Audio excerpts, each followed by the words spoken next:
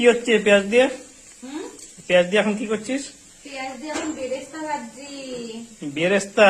হ্যাঁ। তারপর দুভাগে কেন? এদিকে থালা, এদিকে খুব ইম্পর্টেন্ট একটা জিনিস। আরে আমি ভুলে গেছি, বিরিয়ানির মাংসটা এখন দেবো না, একটুখানি এই পেঁয়াজটা মানে ম্যারিনেট করে যখন রাখো আমি একটু দুপুর দিয়ে দেবো। ওই জন্য আলাদা করে রেখেছিস? হ্যাঁ।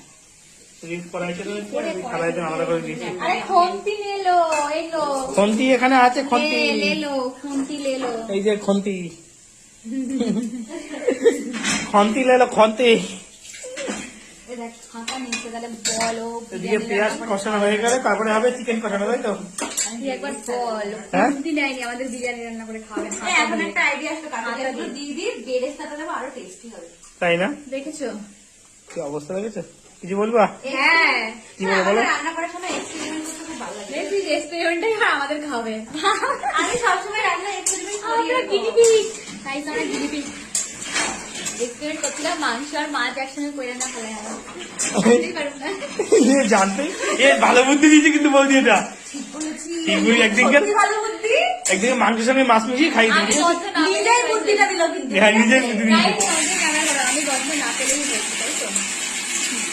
মানে তোমার মাছের গন্ধটাতে সমস্যা, তাই তো? কারণ আমি এমনভাবে করবো যে মাছের গন্ধই হবে না, এবার আমার সবেতেই সমস্যা যা